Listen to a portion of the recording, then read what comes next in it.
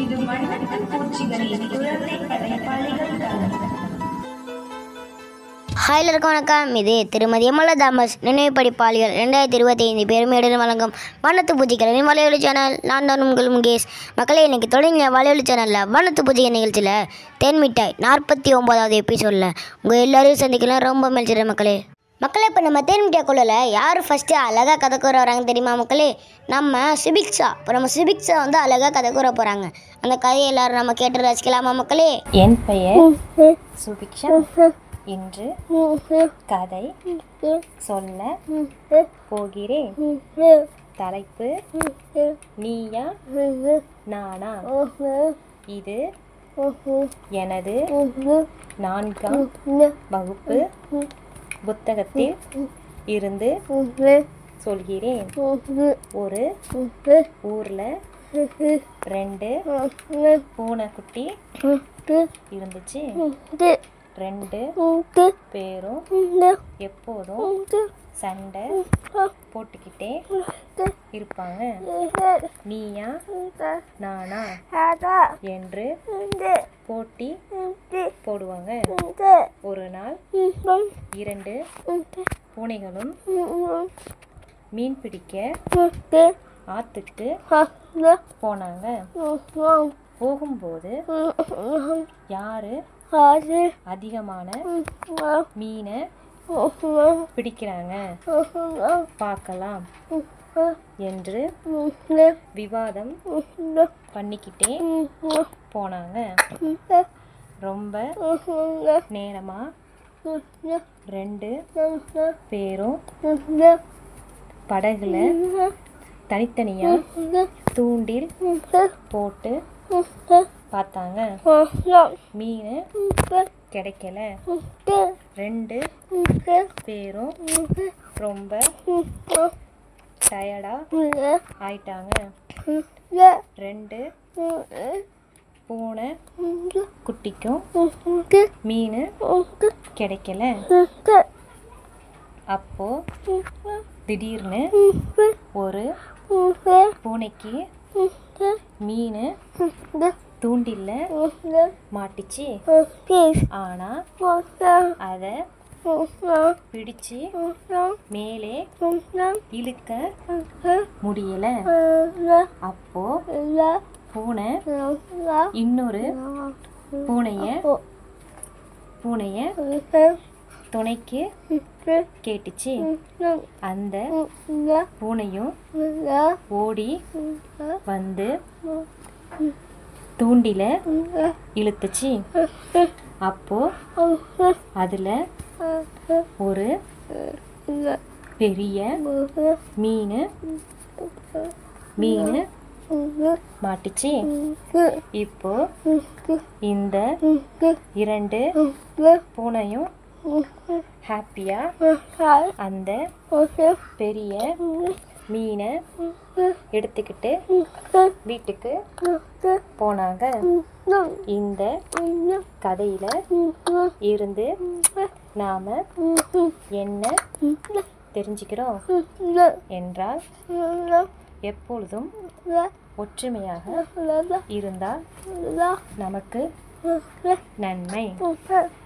அனைவருக்கும் நன்றி. மக்களே, இப்போ நம்ம சுபிக்ஷா எப்படி அழகாக கதை கூறினாங்க. அவங்க இந்த தேன்மிட்டாய் குழுவில் இன்னும் நிறைய கதை கூற வரணும்னு அவங்களுக்கு தேன்மிட்டாய் குழு சார்பாக வாழ்த்துக்களையும் பாராட்டுகளும் தெரிவித்துலாமா மக்களே? இப்போ நம்ம தேன்மிட்டாய் குழுவில் அடுத்து யார் கதை கூற வராங்க தெரியுமா மக்களே? நம்ம சென்னை கண்ணகி நகரில் 8th ஸ்டாண்டர்ட் படிக்கும் அஸ்வினி. நம்ம அஸ்வினி வந்து அழகாக கதை கூற போகிறாங்க. அந்த கதையை நம்ம எல்லாரும் கேட்டு ரசிக்கலாமா மக்களே? என் பேர் வந்து அஸ்வினி. நான் 8வது படிக்கிறேன். நான் கவர்மெண்ட் ஹையர் செகண்டரி ஸ்கூலில் படிச்சுட்டு வரேன். நான் சொல்ல போகிற கதையோட பேர் வந்து 3 நண்பர்களின் வாழ்க்கை கதை தான். ஒரு ஊரில் வந்து கௌஷிக், பிரென்னிஸ், ஜெர்சன் அப்படின்னு 3 பேர் இருக்காங்க. அவங்க வந்து பெஸ்ட் ஃப்ரெண்டாக இருப்பாங்க. ஒன்றா தான் ஸ்கூலுக்கு போயிட்டு வருவாங்க. ஆனால் ஜெர்சன் மட்டும் படிக்கவே மாட்டான். ஒரு நாள் 10வது பொது தேர்வில் ஜெர்சன் வந்து படிக்கிறதுனால அவன் வந்து ஃபெயில் ஆயிட்டான். ஃபெயில் ஆனதுனால வீட்டுக்கு போய் அவங்க அம்மா கிட்ட சொல்கிறான். அவங்க அம்மா சொல்கிறாங்க, என்னால் படிக்க வைக்க முடியாதுப்பா, ஏன்னா எனக்கு சம்பளமே வெறும் 1000 ரூபாய் தான். உன்னை படிக்க வைக்க முடியாது, வீட்டையும் பார்த்துக்கணும், உங்கள் அப்பாவுக்கு வேற உடம்பு சரியில்லை, என்னால் உன்னை படிக்க வைக்க முடியாது, நீ ஏதாவது வேலைக்கு போப்பா அப்படின்னு சொல்கிறாங்க. அவனும் வேலை தேடி போகிறான். ஆனால் அவனுக்கு எந்த வேலையும் கிடைக்கல. ஏன்னா அவனுக்கு 15 வயசு தான் ஆகுது. ஒரு நாள் கழிச்சு அவங்க அப்பாவுக்கு ரொம்ப உடல்நிலை பாதிக்கப்பட்டு அவரும் செத்து போயிடுறாரு. 2 பேரும் அழுகுறாங்க.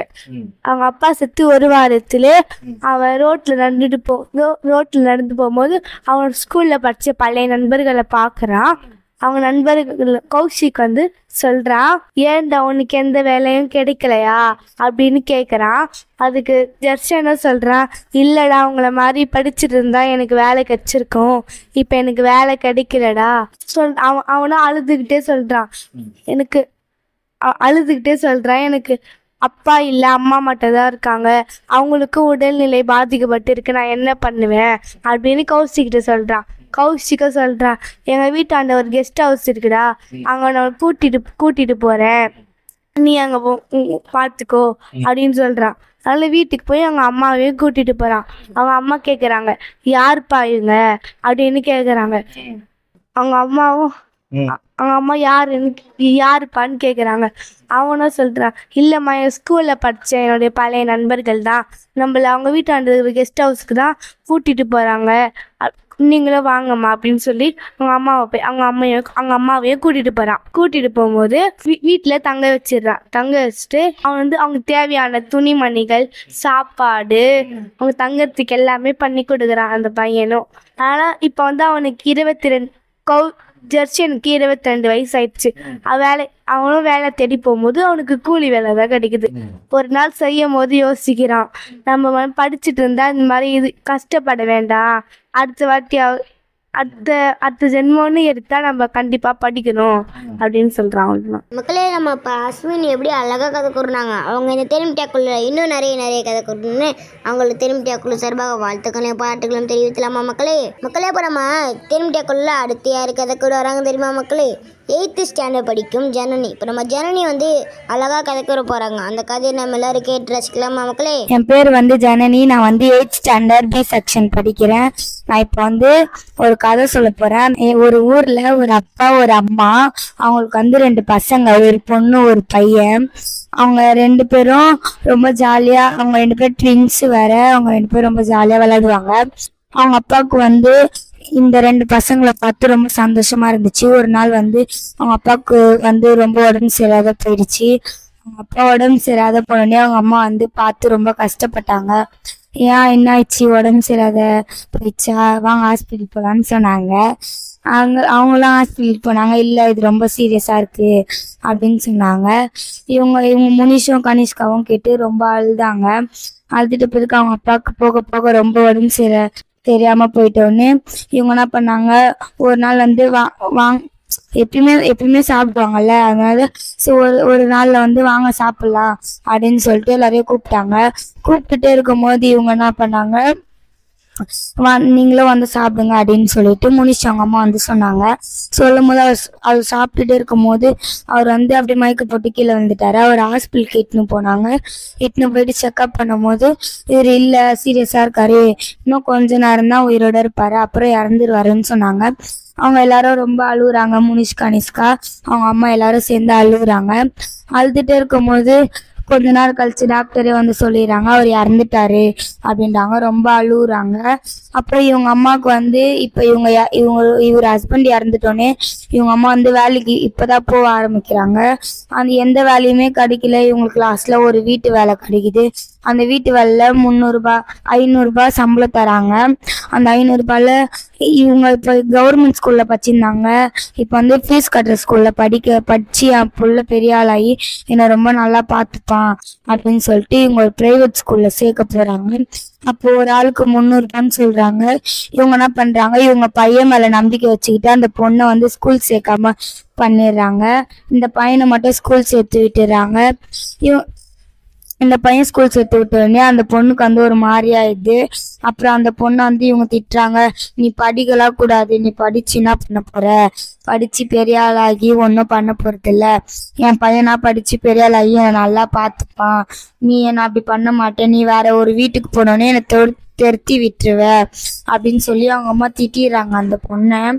அப்புறமேட்டுக்கா அம்மா எனக்கு கொஞ்சம் புரியுற மாதிரி சொல்லுங்கம்மா அப்படின்னு சொல்றா. நான் சம்பாதிக்கிறது 500 ரூபாய் தான், அதுலயும் 300 ரூபாய் ஃபீஸ் கட்டினா 200 ரூபாய் வீட்டு செலவு, உனக்கு நான் எப்படி காசு கட்ட முடியும் அப்படின்னு சொல்லிடுறாங்க. அப்புறமேட்டுக்கா ஒரு கொஞ்ச நேரம் கழிச்சு ஒருத்தவங்க வந்து ஒரு அக்கா வராங்க, யாருக்கிட்டையும் சொல்லாத அப்படின்னு அவங்க அம்மா சொல்லிடுறாங்க. ஒரு அக்கா வராங்க, அந்த அக்கா வந்து நீங்க யாருன்னா ஸ்கூல் படிக்க வரீங்களா அப்படின்னு கேக்குறாங்க. நான் வரேன், ஃபீஸ் கட்டுற ஸ்கூலா கேக்குறாங்க. இல்ல அது இலவச ஸ்கூல் தான் அப்படின்றாங்க. அந்த ஸ்கூல் பேர் என்ன சொல்றாங்கன்னா government higher secondary school Kannagi Nagar சொல்றாங்க. அந்த கண்ணகி நகர் ஸ்கூல்ல வந்து எல்லாம் இலவசமா சொல்லித்தரேன் அப்படின்றாங்க. இது யாருக்கிட்டையும் நீங்க சொல்றாதீங்க அப்படின்னு சொல்லிட்டு கனிஷ்கா சொல்றா. சரி, நான் யாருக்கிட்டையும் சொல்ல மாட்டேன், நீங்க வந்து அந்த ஸ்கூல்ல வந்து படிங்க அப்படின்றாங்க. நான் எங்க அம்மாவுக்கு தெரியாதா வருவேன், வீட்டு வேலையை முடிச்சுட்டு வரேன் அப்படின்னு சொல்றாங்க. இவங்க அம்மா ஒவ்வொரு நாளும் வேலைக்கு போகும்போது இவ்வளோ என்ன பண்ணுவா, வீட்டு வேலையெல்லாம் முடிச்சுட்டு ஸ்கூல்ல போய் ஜாயின் பண்ணுவா. ஸ்கூல்ல போய் ஜாயின் பண்ணி படிக்கும் போது அவங்க அம்மா எந்த டைமுக்கு வராங்களோ அந்த டைமுக்கு முன்னாடியே இவ்வளோ வந்துருவா. டைமுக்கு வந்துட்ட பிறகு இவ்வளவு படிப்பா, அப்புறம் போயிடுவா. அப்படியே இருந்தா ஒரு வாட்டி வந்து முனிஷ் வந்து கனிஷ்காவை பார்த்துட்டான். கனிஷ்கா வந்து என்னடா அம்மா கிட்ட சொல்ல போறியா, அம்மா கிட்ட எல்லாம் சொல்லாதடா, அம்மா என்னை திட்டுவாங்கடா அப்படின்னு சொல்றா. ஆனா முனிஷ் இல்ல நான் அம்மா கிட்ட சொல்லுவேன் அப்படின்னுறான். அப்ப வீட்டுக்கு போனோடனே இன்னைக்கு நீ என்னடா படிச்ச அப்படின்னு கேக்குறாங்க முனிஷ் அவங்க அம்மா.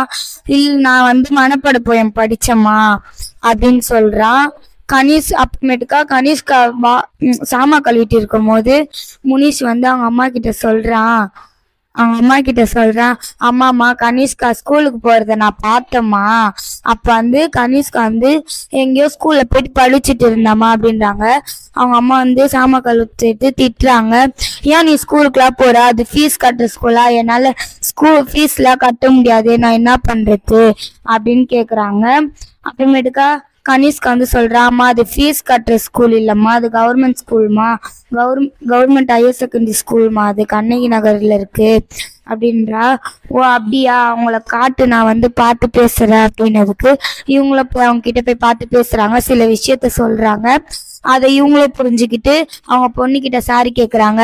சாரி, என்னை மன்னிச்சிடுமா, நான் சொன்னது தப்புதான் அப்படின்னு சொல்லிட்டு இவங்களும் மன்னிப்பு கேக்குறாங்க. அவங்க 2 பேரும் ஒன்னா இருக்காங்க. இவங்க அம்மாவுக்கு வந்து இப்ப கனிஷ்கா மேலேயும் முனிஷ் மேலேயும் நம்பிக்கை வந்தது. அவ்வளவுதான். தேங்க்யூ. மக்களே, இப்போ நம்ம ஜனனி எப்படி அழகாக கதை கூறினாங்க. அவங்க இந்த தேன்மிட்டாக்குள்ள இன்னும் நிறைய கதை கூறணும்னா அவங்களுக்கு தேன்மிட்டாக்குள்ள சார்பாக வாழ்த்துக்களையும் பாராட்டுக்களையும் தெரிவிக்கலாமா மக்களே. இப்போ நம்ம தேன்மிட்டாக்குள்ள அடுத்து யாரு கதை கூற வராங்க தெரியுமா மக்களே? நம்ம சென்னை கண்ணகி நகரில் 8th ஸ்டாண்டர்ட் படிக்கும் ஜோதிஸ்ரீ. இப்போ நம்ம ஜோதிஸ்ரீ வந்து அழகாக கதை கூற போகிறாங்க. அந்த கதையை நம்ம எல்லாரும் கேட்டு ரசிக்கலாமா மக்களே? ஹாய், என்னோட பேர் ஜோதிஸ்ரீ. நான் வந்து 8th ஸ்டாண்டர்ட் படிக்கிறேன். நான் வந்து கண்ணகி நகரில் கவர்மெண்ட் ஹையர் செகண்டரி ஸ்கூலில் படிக்கிறேன். நான் வந்து ஒரு காக்காவும் ஒரு அங்கிள் பற்றியும் எனக்கு கதை சொல்ல போகிறேன். ஒரு ஊரில் வந்து ஒரு அங்கிள் வாழ்ந்துட்டு வந்தார். அந்த அங்கிள் வந்து பானைலாம் ரொம்ப பிடிக்கும். அவர் வந்து நிறைய பானைலாம் செய்ய கற்றுக்கிட்டாரு. அப்போ நிறைய பானை அதான் செஞ்சு வைப்பார். ஒரு வாட்டி வந்து இந்த பானை ஃபஸ்ட்டு இந்த ஒரு பானை செஞ்சார். அந்த பானையில் வந்து நம்ம வந்து தண்ணி ஊற்றி அது எத்தனை நாள் இருந்தால் அது இருக்குன்னு சொல்லிட்டு அவர் வந்து ரொம்ப ஆசைப்பட்டார்.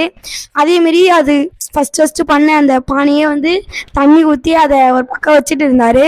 அப்போ வந்து ஒரு காக்காவுக்கு வந்து ரொம்ப பசிச்சிச்சு. அது காலையில் ஏஞ்சோனையும் வந்து ஃபஸ்ட்டு அதுமாதிரி தண்ணி தான் குடிக்குமா அந்த காக்காவுக்கு. அந்த காக்கா குடிக்கும் போது அந்த காக்காவுக்கு வந்து காலை ஏஞ்சோடனே ஒரு மாதிரி தண்ணி வேணும், தாகமாக இருக்குது அப்படின்னு சொல்லிச்சு. அதுக்கப்புறம் எங்கேயாவது தண்ணி இருக்குன்னு சொல்லிட்டு தண்ணி இருக்கா போய் தேடலான்னு போச்சு. அப்போ வந்து இதாக பறந்துட்டு போகும்போது ஒரு பானையில் வந்து தண்ணி இருந்துச்சு. அப்போ வந்து அதை வந்து யோசிச்சு கல்லை தூக்கி போடலாமான்னு.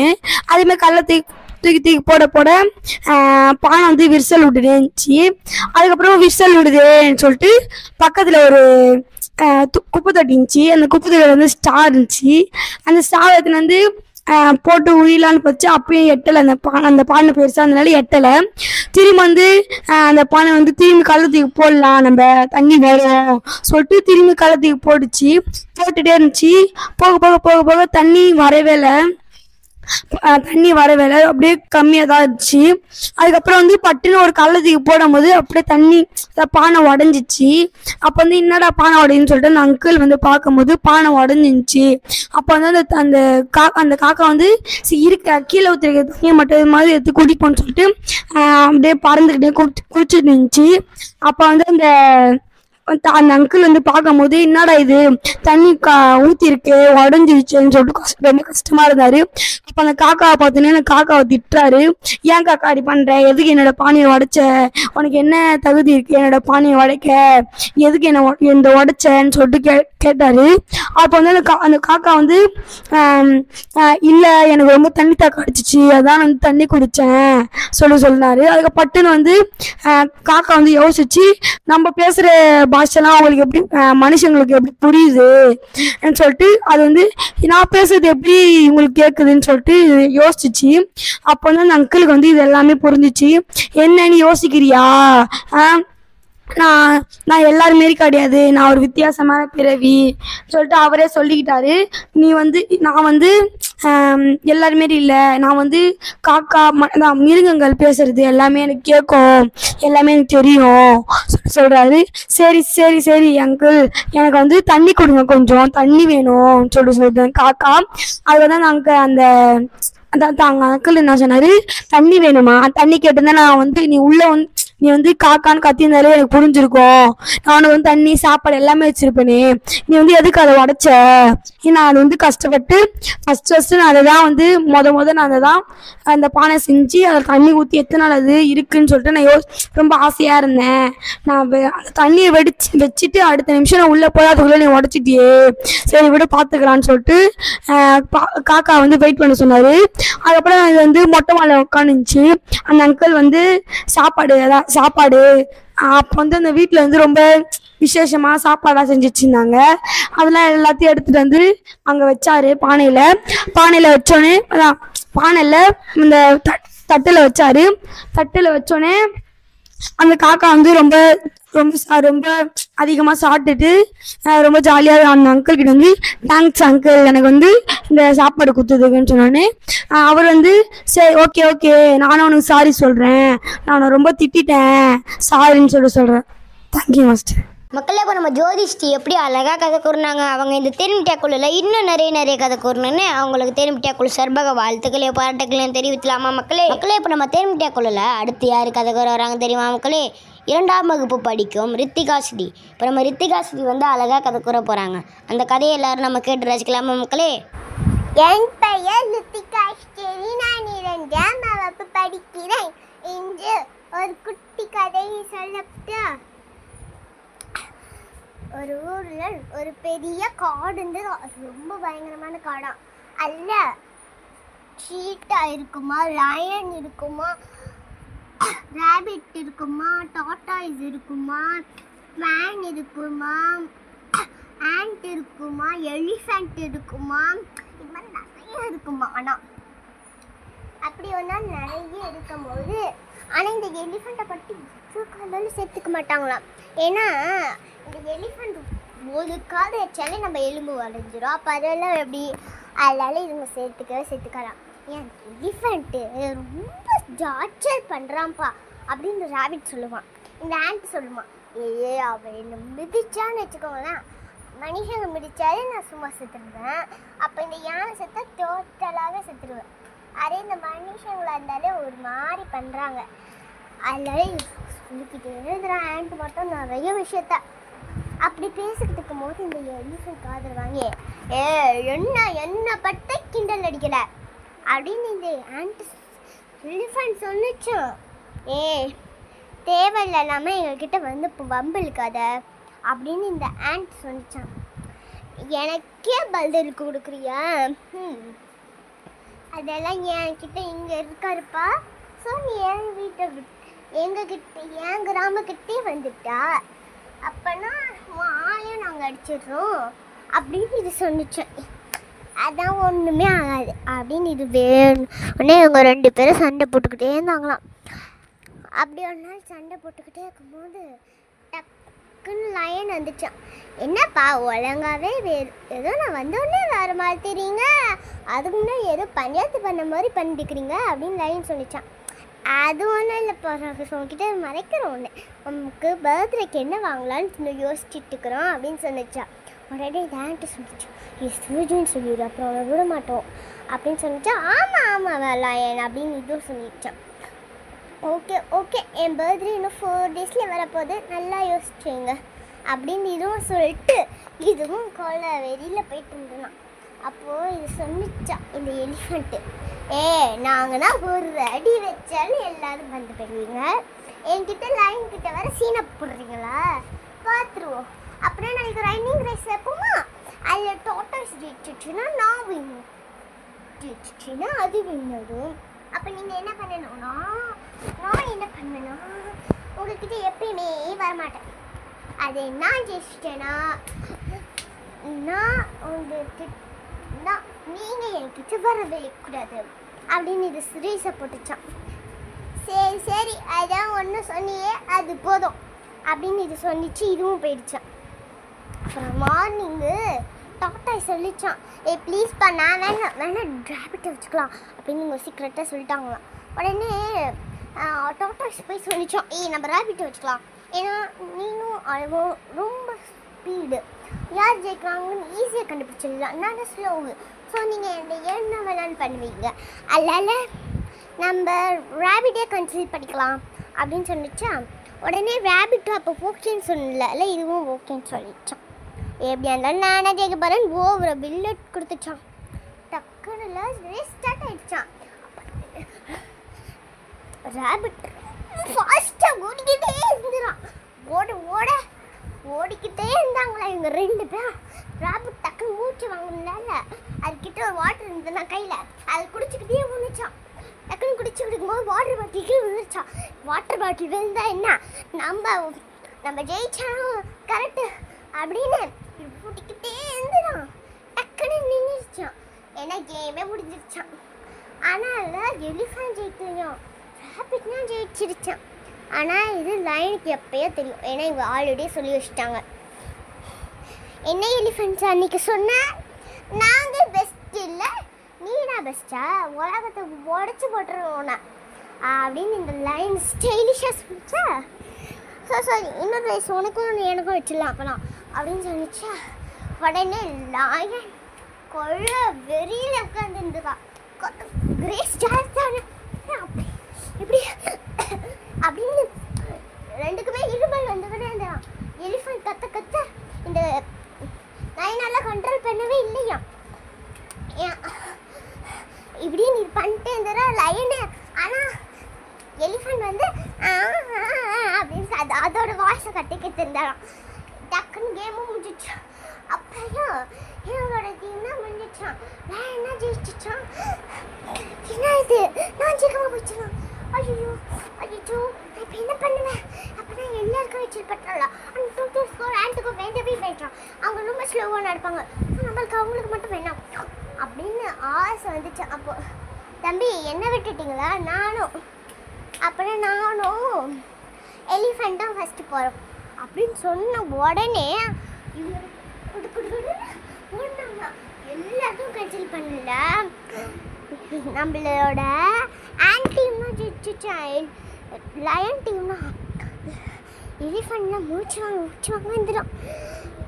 சரி அப்போனா இப்படி பண்ண மாட்டோம், நீ அவங்கக்கிட்ட சொல்லு அப்படின்னு சொன்னிச்சான் ரேபிட். சாரிப்பா நானா உங்ககிட்ட இவ்வளோ தூரம் பண்ணிட்டேன் அப்படின்னு மூச்சு வாங்க சொன்னிச்சான். அப்புறமேலு இது மட்டும்தான் நான் அவன் வாயில் சொல்ல வச்சோம், நீனா இங்கே அப்படின்னு சொன்னிச்சான். சாரிப்பா என்னப்பா நீங்கள். அப்புறம் இந்த கதையிலேருந்து நம்ம என்ன தெரிஞ்சுக்கிறோம், முக்கியம் உங்களுக்கு ஒன்று தெரியுமா, அடுத்தவங்க சின்னவங்க பெருசுன்னு பார்க்கக்கூடாது, ஆளை வச்சு முகத்தை வச்சு பார்க்கணும். அதை விட்டுட்டு இவங்க சின்னதாக இருக்காங்க ஸ்லோவாகவும் ஓடுறாங்க அதை வச்சு பார்க்கக்கூடாது.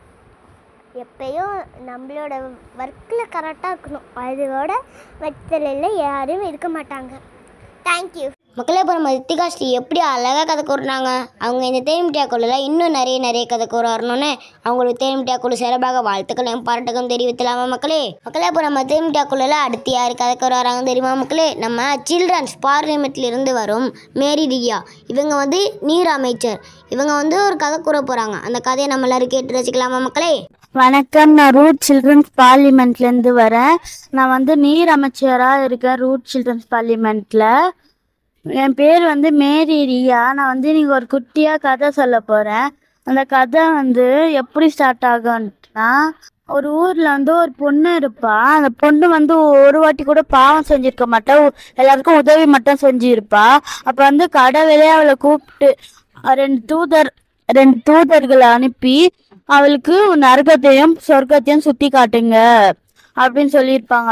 அப்போ வந்து தூதர்கள் வந்து கூப்பிட்டு போகும்போது அவங்க கேட்பாங்க, உன்னை தூதர் நீ ஃபர்ஸ்ட் நரகம் பார்க்கணுமா இல்லை பரலோகம் பார்க்கணுமான்னு கேட்கும்போது அவன் வந்து நரகம் பார்க்கலாம் ஃபர்ஸ்ட்டுன்னும் போது அவங்க கூப்பிட்டு போயிருப்பாங்க நரகத்துக்கு. நரகத்தில் வந்து பண்ணிட்டு இருக்க நரகத்தில் போயிட்டோம். அப்போ வந்து ஒரு 5 அடி ஸ்பூன் வந்து அங்கே வச்சுருப்பாங்க. சாப்பாடு அங்கே இருக்கும் விதவிதமான. ஆனால் அங்கே இருக்க மக்கள்லாம் வந்து பசின்னு அழுதுட்டு இருப்பாங்க.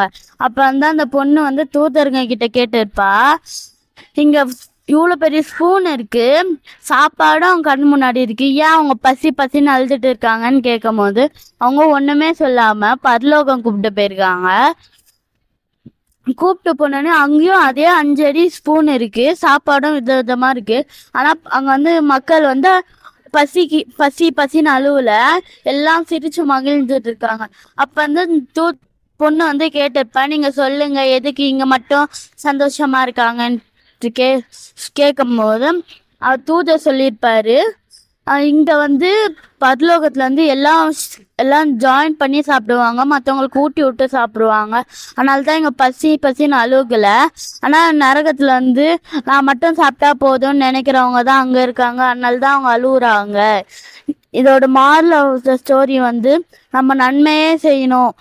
மக்களே, இப்போ நம்ம மேரி ரியா எப்படி அழகாக கதை கூறினாங்க. அவங்க இந்த தேன்மிட்டியா குழுவில் இன்னும் நிறைய கதை கூற வரணும்னு அவங்களுக்கு தேன்மிட்டியா குழு சிறப்பாக வாழ்த்துக்களையும் பாராட்டுக்களையும் தெரிவித்தலாமா மக்களே.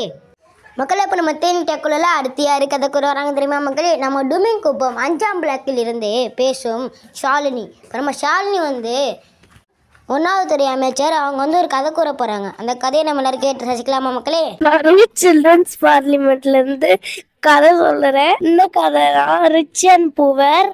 ஒரு கிராமத்துல கிளி குருவிலாம் இருந்துச்சா.